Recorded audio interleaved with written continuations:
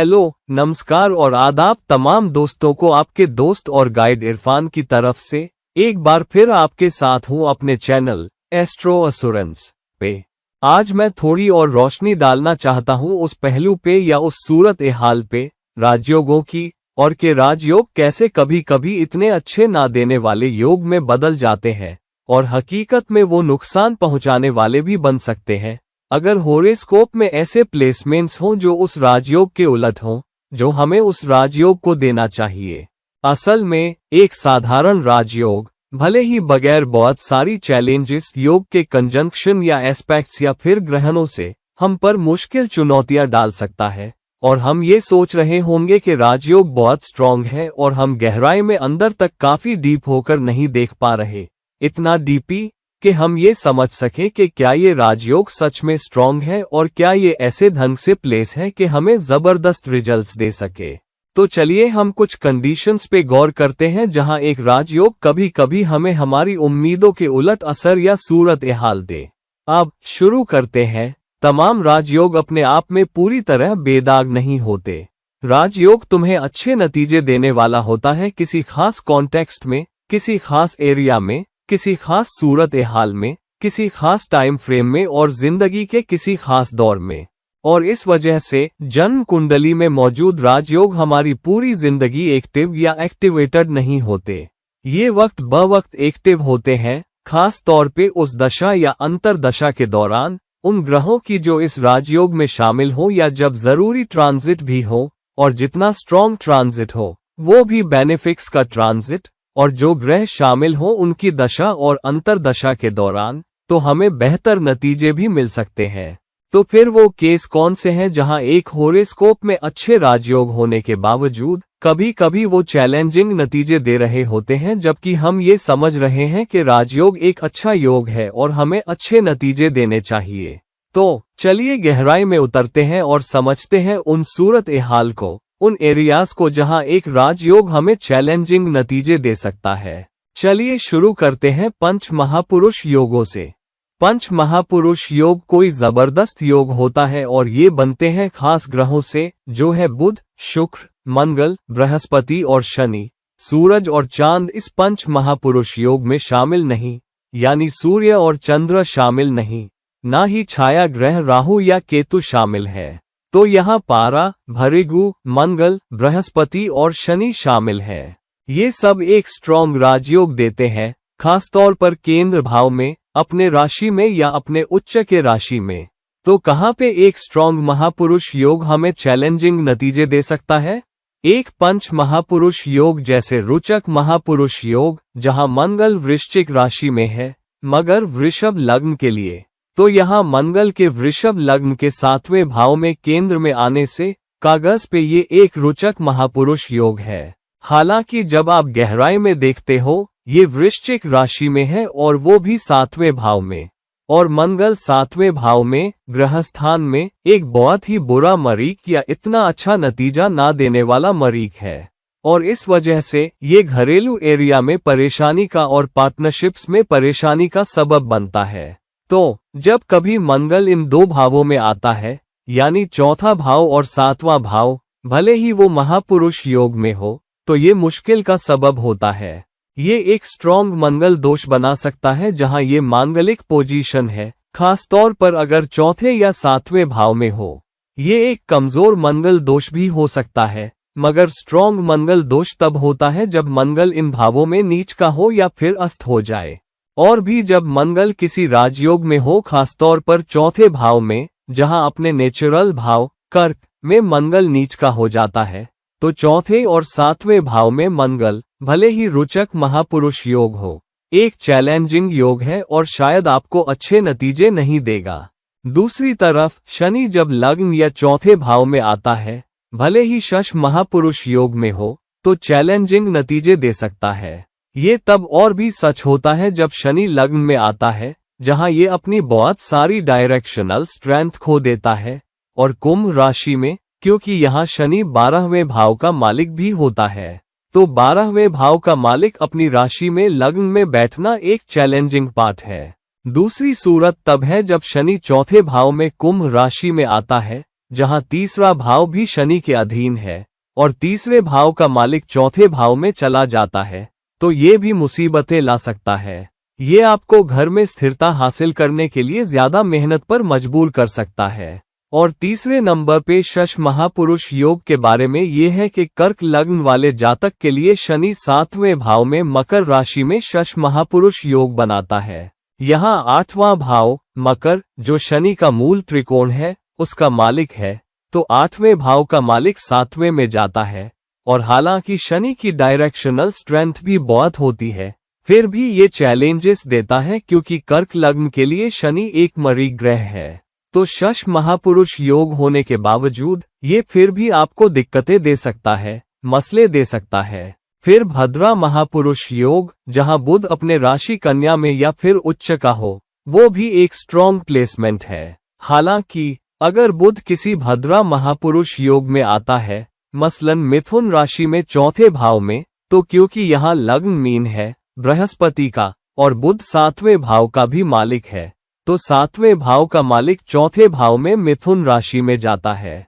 चौथे भाव में बुध मिथुन राशि में बोलचाल में गड़बड़ी या घरेलू माहौल में या घरेलू घर में गलतफहमियां पैदा कर सकता है और गृहस्थान में या गृहस्थ जीवन में मुद्दे खड़े कर सकता है। तो ऐसे प्लेसमेंट से सावधान रहना चाहिए। ये तब भी होता है जब बुध कन्या में हो मिथुन लग्न के लिए, क्योंकि यहाँ बुध लग्न का मालिक है। तो चौथे भाव में बुध निश्चित तौर पर एक अच्छा प्लेसमेंट नहीं है, क्योंकि ये घरेलू माहौल में आपको ज्यादा एनालिटिकल बना देता है। घरेलू माहौल में हमें कम विश्लेषण करना चाहिए, कम चीजों को परखने की कोशिश करनी चाहिए, कम इशारों और बड़े शीशे से घरेलू चीजों को देखने की बजाय हमें ज्यादा खुले दिमाग का होना चाहिए। हमें परिवार वालों को ज्यादा जगह देनी चाहिए। तो भद्रा योग या तो लग्न में या चौथे भाव में बुध के शामिल होने से एक चैलेंज बन सकता है। फिर इसी तरह मिथुन लग्न वाले जातक के लिए हंस योग बृहस्पति का, जहां बृहस्पति 7वें और 10वें भाव का मालिक है और अब बृहस्पति मीन राशि में 10वें भाव में आता है, तो यहाँ 12वें भाव की खासियत भी दखल देने लगती है और मीन एक जलीय राशि है। तो हाँ, कभी कभी इंसान ज्यादा आदर्शवादी हो जाता है और ज्यादा देने वाला हो जाता है। हंस योग में होने के बावजूद इंसान ज्यादा देने वाला और ज्यादा बुद्धिमान हो सकता है और कभी कभी उल्टे हाथों पड़ सकता है, खास तौर पर आज के दौर में जहां ज्यादा ज्ञान, ज्यादा समझ या ज्यादा देने वाली फितरत नुकसान का सबब बन सकती है। तो हंस योग जो मिथुन लग्न के लिए 10वें भाव में आता है, मददगार होने की बजाय ज्यादा चैलेंजेस और ऑफिस में मुद्दे पैदा कर सकता है। फिर मालव्य योग, खासकर जब वृषभ राशि में शुक्र हो और वो लग्न में प्लेस हो। यहाँ मालव्य योग एक स्ट्रॉन्ग योग है, क्योंकि शुक्र आपको बहुत सारा भौतिकवादी जोश, भौतिकवादी मायने दे सकता है और आपको पैसा कमाने और अपनी माली हालत सुधारने में सख्त और दृढ़ बना सकता है।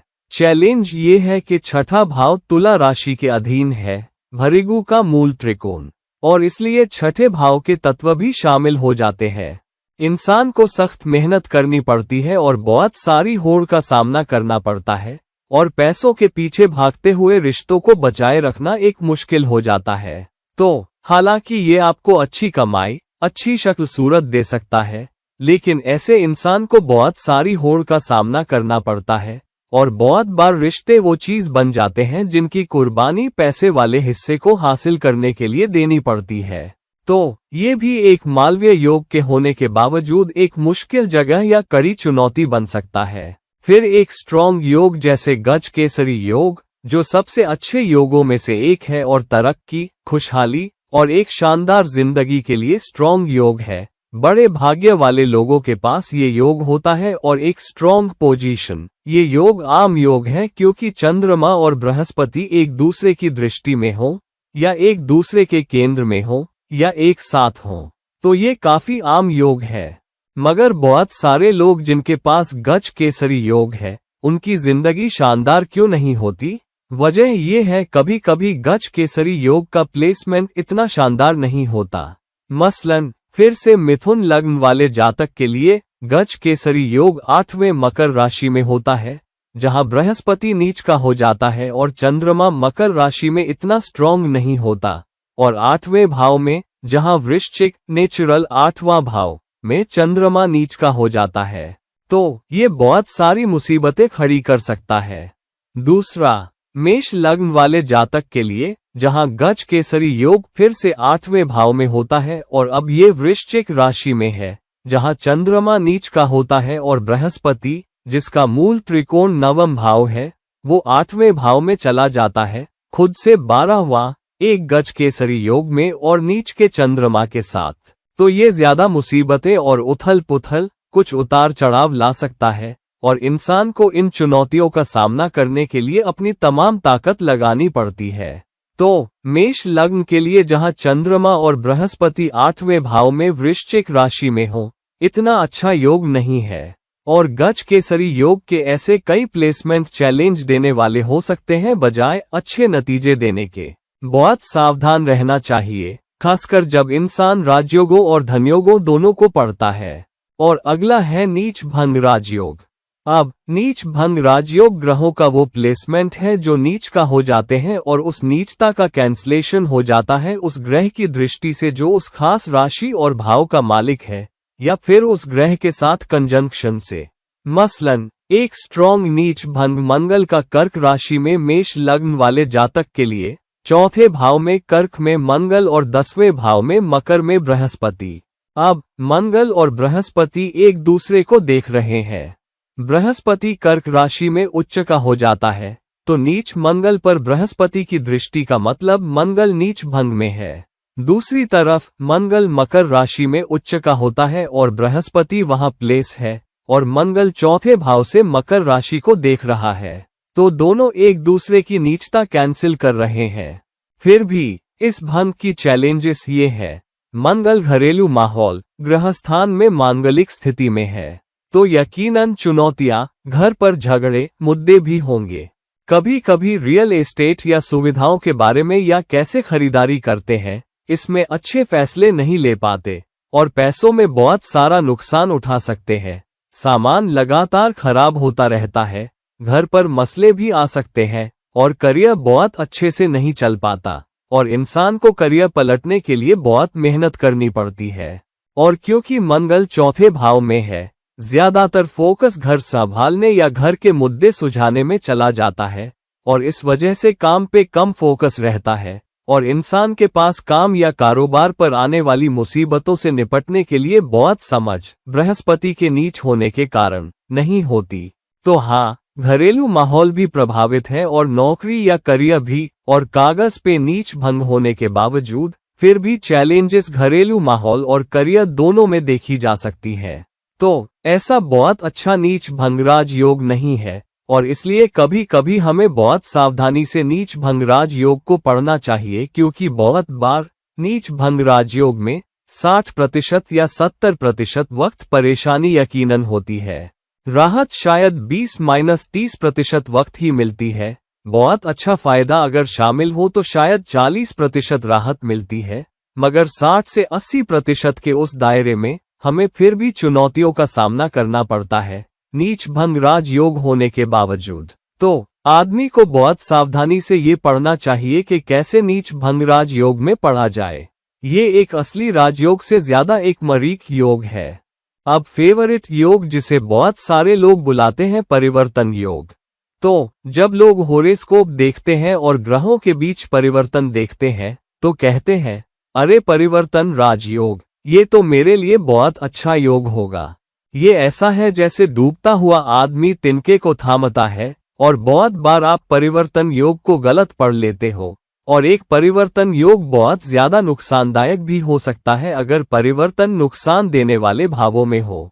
मसलन मीन लग्न वाले जातक के लिए 7वें भाव की राशि कन्या है क्योंकि लग्न मीन है, तो 6ठे भाव की राशि सिंह है और 8वें भाव की राशि तुला है।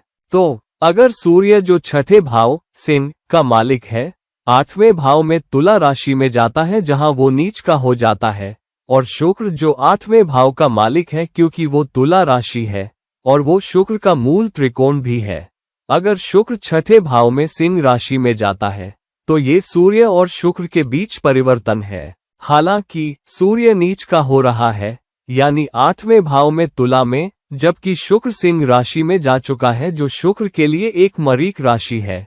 और छठे भाव में नेचुरल छठी राशि कन्या में शुक्र नीच का हो जाता है। तो ये एक बहुत ही मुश्किल परिवर्तन योग है, जहां राशियों की अदला बदली यानी भावों की अदला बदली, वो भी मूल त्रिकोण भावों की, के बावजूद फिर भी ज्यादा चैलेंजिंग नतीजे काम पे होड़ से और अचानक मुद्दे, रुकावटें, सरकारी अधिकारियों की तरफ से भी चैलेंजेस आएंगी। तो एक मुश्किल परिवर्तन योग इंसान को नतीजे पर कूदने से पहले राजयोग को अच्छे से समझना चाहिए। तो आपके पास जो भी राजयोग है, इस नतीजे पर ना कूदे कि ये बहुत अच्छा योग है। गहराई में देखिए, कुछ असरात मैंने आपको पहले ही दे दिए हैं। कुछ विश्लेषण के नुक्ते मैंने आपको अपनी दूसरी राजयोग वीडियोज में दे दिए हैं। असल में मेरे पास योगों और दोषों पर एक प्लेलिस्ट है, कृपया उसे जरूर देखें ताकि विभिन्न योगों और दोषों को समझ सकें, और ये भी कि राजयोग कितने मजबूत या कमजोर है और क्या ये हमें अच्छे नतीजे देंगे या नहीं। और अब हमने अभी देखा, परिवर्तन योग एक बड़ी चुनौती भी हो सकता है। और आगे बढ़ते हुए अब जानते हैं, हमने सूर्य और शुक्र के बीच परिवर्तन योग देखा। सूर्य का 8वें भाव तुला में जाना और शुक्र का 6ठे भाव सिंह में जाना। विपरीत योग क्या है? विपरीत योग तब होता है जब 6ठे, 8वें या 12वें भाव का स्वामी यानी भावपति उन्हीं भावों में से किसी दूसरे में चला जाता है, तब वो विपरीत योग बनता है। तो हाँ, 6ठे भाव का मालिक सूर्य 8वें भाव में जा रहा है और 8वें भाव का मालिक शुक्र 6ठे भाव में जा रहा है, तो ये भी एक विपरीत योग है। फिर भी इसके बावजूद मुश्किलें सख्त हैं, विपरीत योग होने के बावजूद, क्योंकि 6ठा और 8वां भाव शामिल हो रहे हैं। ये है, और सूर्य एक बहुत ही मरीक ग्रह है और नीच राशि में जा रहा है, और शुक्र भी 6ठे भाव में एक चैलेंजिंग प्लेसमेंट है, क्योंकि ये नेचुरल छठी राशि कन्या में नीच का हो जाता है, और वो भी मीन लग्न वाले जातक के लिए शुक्र कोई अच्छा शुक्र नहीं है, कोई अच्छा योग कारक ग्रह नहीं है। तो चाहे आप इसे परिवर्तन योग के रूप में देखें या विपरीत राजयोग के तौर पर, ये एक मुश्किल प्लेसमेंट है, एक मुश्किल विपरीत राजयोग या परिवर्तन योग है। और अब सबसे गलत समझे जाने वाले योगों में से एक ये है चंद्र मंगल योग, चंद्रमा और मंगल के बीच, जबकि कागज पे फिर से चंद्रमा और मंगल देवकुल के हैं। ये दोस्ताना दायरे में या एक दूसरे के दोस्त हैं। हालांकि हम जानते हैं कि मंगल कर्क राशि में नीच का हो जाता है, तो मंगल के लिए ये एक मुश्किल जगह है जब वो कर्क राशि में आता है। दूसरी तरफ चंद्रमा का वृश्चिक में आना भी चंद्रमा के लिए नीचता की राशि है। तो जब ये दोनों साथ आते हैं, उन ऊर्जाओं को लेकर जो आपस में लड़ती हैं, भावुकता की और भावुक हिस्से पर ज्यादा फोकस, जबकि मंगल इतना भावुक नहीं है, मंगल भावनाओं की परवाह नहीं करता, और यही वजह है कि मंगल कर्क भावनाओं की राशि में नीच होता है। मंगल को क्रूर होना पड़ता है या वो क्रूर होना चाहता है, और मंगल के स्वभाव में है क्रूर होना और किसी भी कीमत पर अपना लक्ष्य पा लेना। तो चंद्रमा के साथ मंगल बहुत सहज नहीं है, क्योंकि यहाँ भावनाओं में बहुत सारा आक्रोश आता है, तो बहुत सारी टूटन, बेचैनी, चिंता भी इसके साथ आ सकती है। हालांकि कागज पे ये एक अच्छा योग है जो दिमाग की बहुत तीक्ष्णता और आगे बढ़ने की जज्बा भी देता है। ये किसी को बहुत सर्द मिजाज भी बना सकता है या उनकी पसंद के हिसाब से ज्यादा आक्रामक भी बना सकता है। तो बहुत सारी विनाशकारी ताकतें भी आ सकती हैं, खासकर इसे एक बहुत ही चैलेंजिंग योग बनाने में, और ये एक मजबूत राजयोग की बजाय एक ज्यादा बड़ा चैलेंजिंग योग है। तो अक्सर भावों में चंद्र मंगल योग रखना एक अच्छा योग नहीं है। बेहतर है कि चंद्र मंगल योग को बहुत ध्यान से देखा जाए और परखा जाए, ना कि इस नतीजे पर कूद जाए कि ये राजयोग है, ये मेरे लिए बहुत अच्छा योग है, ये मुझे बहुत अच्छे नतीजे देगा। फिर वो योग जो अच्छे योग समझे जाते हैं, जैसे सुनफा योग। अब सुनफा योग तब बनता है जब ग्रह चंद्रमा से दूसरे भाव में प्लेस हो, खास तौर पर अगर बेनिफिक दूसरे भाव में हो तो ये अच्छा प्लेसमेंट माना जाता है। इसी तरह अनफा योग, जहां चंद्रमा से 12वें भाव में ग्रह हो, अगर ये बेनिफिक हो तो ये और भी अच्छा प्लेसमेंट है। हालांकि अगर कुछ खास लग्नों के लिए, मसलन कर्क लग्न वाले जातक के लिए, अगर शुक्र अल्फा प्लेसमेंट के तौर पर 12वें भाव में मिथुन राशि में जाता है, तो जहां योग स्ट्रांग है, शुक्र 12वें भाव में मिथुन राशि में अच्छे नतीजे नहीं देता क्योंकि कर्क लग्न के लिए शुक्र मरीक होता है। तो खर्चात के मामले में चैलेंजेस बहुत ज्यादा होती हैं, इंसान अपने खर्चे पे काबू नहीं रख पाता। तो कभी कभी पैसा आने के बावजूद इंसान अपने पस पर लगाम नहीं रख पाता, और ये एक फायदे की बजाय एक बेकार राजयोग है। तो जबकि पैसा आ सकता है, लेकिन बहुत सारे खर्चात भी हो सकते हैं, और भारी खर्चों की वजह से नुकसान भी हो सकता है। तो अल्फा योग 12वें भाव में ग्रह के चंद्रमा से 12वें प्लेस होने से एक चैलेंजिंग योग है, खासकर जब चंद्रमा लग्न में कर्क राशि में हो। फिर सुनफा योग, अगर ग्रह चंद्रमा से दूसरे भाव में प्लेस हो तो इसे एक अच्छा योग माना जाता है, एक कमाई कराने वाला योग। हालांकि अगर चंद्रमा खुद मसलन वृश्चिक राशि में 8वें भाव में है या किसी भी राशि में 8वें भाव में, या अगर कोई बेनिफिक चंद्रमा से दूसरे भाव में जाता है जो 9वें भाव में है, तो यहाँ कुछ ग्रह प्लेसमेंट्स आपको अच्छे नतीजे दे सकते हैं। हालांकि चंद्रमा खुद एक मुश्किल जगह पर है। तो अगर कोई बेनिफिक जैसे बुध धनु राशि में जाता है, उदाहरण के लिए 9वें भाव में, बुध बहुत अच्छा नहीं करता, बृहस्पति से बहुत दोस्ताना नहीं है, और इसलिए ये 9वें भाव में बुध के लिए एक ज्यादा चैलेंजिंग प्लेसमेंट है, जबकि चंद्र 8वें भाव में वृश्चिक में प्लेस है। तो सुनफा योग या अल्फा योग वाले कुछ योगों को बहुत सावधानी से देखा, समझा और परखा जाना चाहिए, बजाय इस नतीजे पर कूदने के कि ये सब ज्यादा शुभ योग है।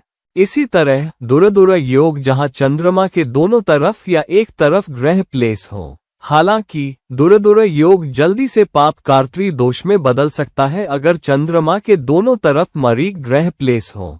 भले ही चंद्रमा के दोनों तरफ मरीक हो, हालांकि मसलन अगर चंद्रमा वृश्चिक राशि में प्लेस है, जहां बुध तुला राशि में चंद्र से एक भाव दूर है और शुक्र चंद्र से अगले भाव धनु राशि में जाता है, तो भी ये एक चैलेंजिंग प्लेसमेंट है, क्योंकि बुध तुला में बहुत अच्छा नहीं करता और शुक्र धनु राशि में बहुत अच्छा नहीं करता।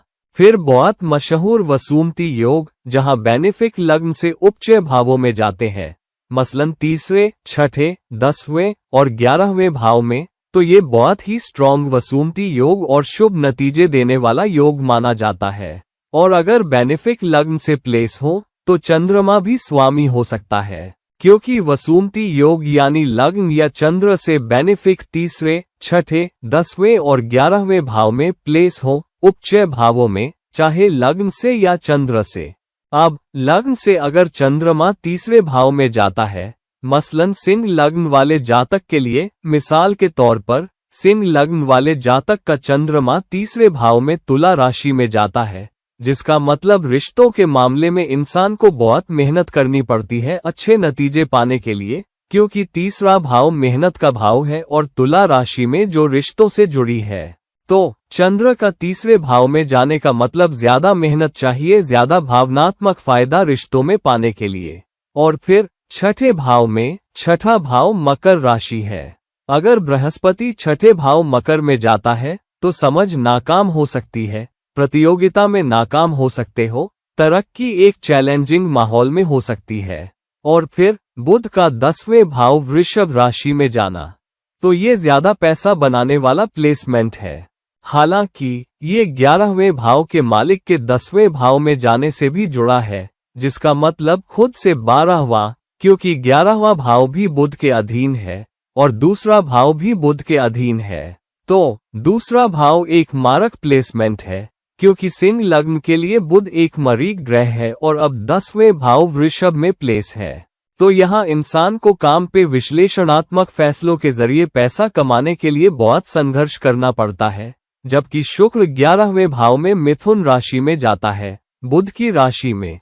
तो शुक्र मिथुन राशि में 11वें भाव में बहुत अच्छा नहीं करता, खासकर क्योंकि शुक्र यहाँ तीसरे भाव मेहनत का मालिक है।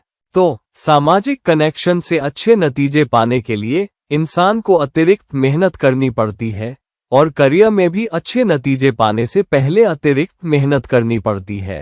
तो एक शानदार वसूमती योग होने के बावजूद हर ग्रह एक मुश्किल प्लेसमेंट हो सकता है, समग्र नतीजों को खराब कर सकता है, असल में तमाम शुभ नतीजों को खराब कर सकता है।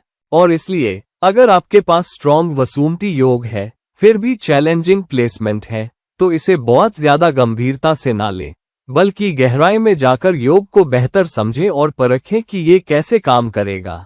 इन प्लेसमेंट वार चीजों के अलावा अगर ग्रह किसी स्ट्रॉन्ग राजयोग में प्लेस हो मगर मरीग ग्रहों के साथ मुश्किल कंजंक्शन में हो या उन ग्रहों के साथ जिनसे दोष भी बनता है तो योग तो है मगर दोष असर दिखाने लगता है।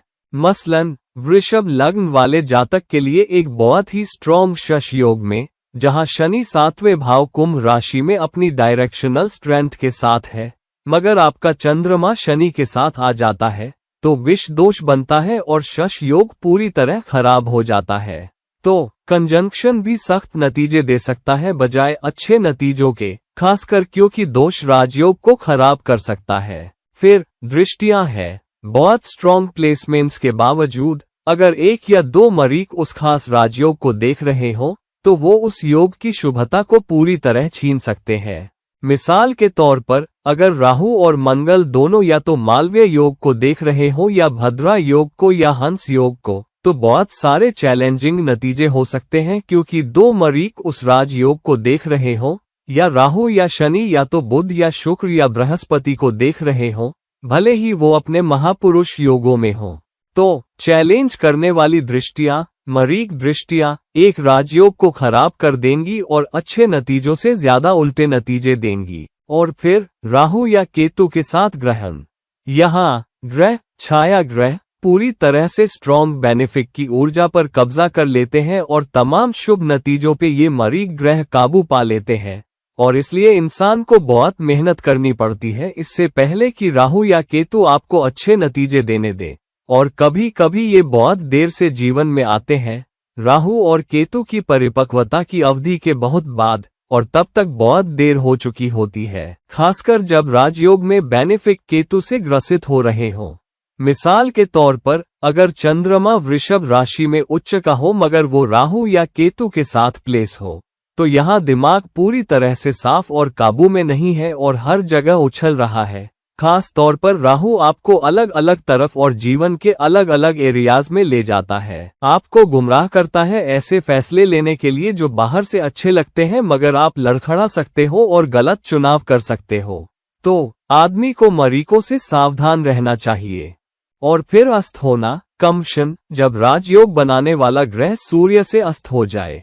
मिसाल के तौर पर चंद्रमा का वृषभ राशि में उच्च होना मगर सूर्य से 1 डिग्री के अंदर होना तो पूरी तरह से अस्त या जल चुका है, या बृहस्पति का हंस योग में होना मगर फिर से सूर्य से अस्त होना तो तमाम समझ और ज्ञान सूर्य के घमंड में खो जाता है, या फिर मालवीय योग शुक्र के मीन राशि में बन रहा है मगर सूर्य से दब जाने के कारण तो आपका ज्यादा खर्च होगा और इंसान पस पर काबू नहीं रख पाएगा, बहुत खर्च करेगा और भौतिकवादी चीजों के लिए अपने जुनून पे काबू नहीं रख पाएगा और सूर्य के शामिल होने से प्रतिष्ठा के मामले में चीजें हासिल करने में गुमराह होगा और खर्चात पे काबू नहीं रख पाएगा।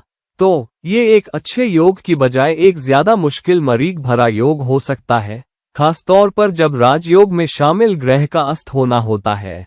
फिर जब एक ग्रह अपने बहुत सारे अष्टकवर्ग पॉइंट्स खो देता है और हम उस तरफ देख नहीं पाते तो कागज पे राजयोग मौजूद है मगर उस ग्रह के अष्टकवर्ग पॉइंट्स बहुत ही कम है, तो ग्रह आपको शुभ नतीजे देने में सक्षम नहीं है और आप उस ग्रह की दशा या अंतर दशा पे दांव लगा रहे हो कि वो आपको राजयोग जैसे नतीजे देगी मगर वो कभी नहीं आते।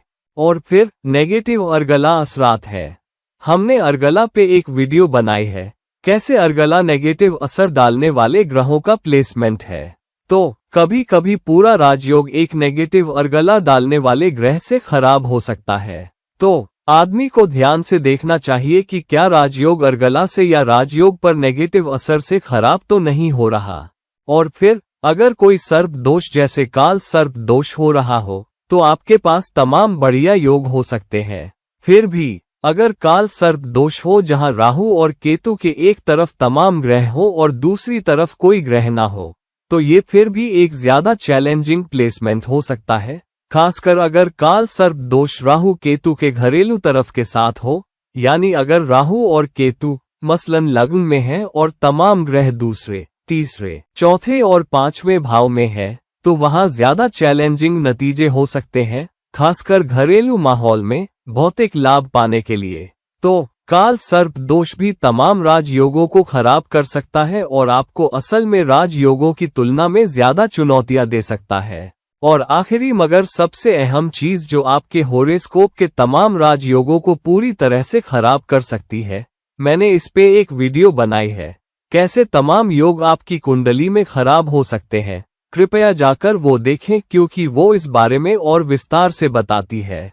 मगर संक्षेप में, अगर आपका स्वभाव हमेशा खुद पे फोकस करता है, आप हमेशा भौतिकवाद के पीछे भाग रहे हो और आप पैसा बनाने के लिए नैतिक कोनों को काटने को तैयार रहते हो, आप नीचे वाले लोगों को नहीं देखते, किसी पे तरस नहीं खाते, लोगों के साथ हमदर्दी नहीं कर पाते, रिश्तों के उलट जाते हो, रिश्तों पे फोकस नहीं करते, बस पैसे और भौतिकता के पीछे भागते हो, तो अपने इस स्वभाव से, जहां अपने अलावा कुछ नहीं देखते, खुदगर्जी, लालच और खुदमर्जी में तुम अपने होरोस्कोप के तमाम योगों को बेअसर कर दोगे। तमाम शुभ योग चले जाएंगे और हो सकता है तुम एक राजयोग से गुमराह हो जाओ, जो तुम्हें ताकत देगा और उसके जरिए बहुत सारे नतीजे देगा। मगर जिंदगी का आखिरी हिस्सा तुम्हारे ज़मीर के एक बड़े बोझ के साथ बीतेगा। तुम्हारे रिश्ते तुमसे दूर होते जाएंगे और जिंदगी के अंत में तुम्हारे पास कुछ नहीं बचेगा और एक बड़ी बर्बादी भी आ सकती है तुम्हारी जिंदगी में बिना तुम्हें एहसास हुए और तुम उसमें फंस जाओगे। तो बहुत सावधान रहना अपने स्वभाव से। सिर्फ एक गलत प्लेसमेंट या ग्रहण से कहीं ज्यादा स्वभाव आपके होरोस्कोप के तमाम राजयोगों को निकाल सकता है। ये है एक लिहाज में, कागज पे जितने राजयोग हैं वो खराब हो सकते हैं प्लेसमेंट की वजह से, दृष्टियों से, कंजंक्शन से और आखिरी मगर अहमियत में कम नहीं, स्वभाव से। तो अपने राजयोग का विश्लेषण करते वक्त बहुत सावधान रहो। तो किसी और के ये कहने से गुमराह मत होना, तुम्हारे पास बहुत शानदार योग है, तुम्हारे पास बहुत बढ़िया योग है और तुम्हें ये नतीजा मिलेगा और वो नतीजा मिलेगा, या तुम ये पूजा करो या ये रत्न पहन लो और तुम्हें बेहतर नतीजे मिलेंगे। तो ऐसे वाक्यों से ज्यादा सावधान रहो जहां तुम गुमराह हो सकते हो या तुम किसी राजयोग के बारे में गुमराह किए जा रहे हो। और जहां राजयोगों का ताल्लुक है वहां सयानापन ही बेहतर है। तो दोस्तों, इस वीडियो को लाइक करो, शेयर करो और अगर तुम मेरी तरफ से कोई निजी परामर्श चाहते हो तो नीचे दिए गए लिंक्स पे मुझसे राब्ता करना। किसी और वक्त किसी और वीडियो के साथ तुम्हारा दोस्त और गाइड इरफान साइन ऑफ करता है। नमस्कार।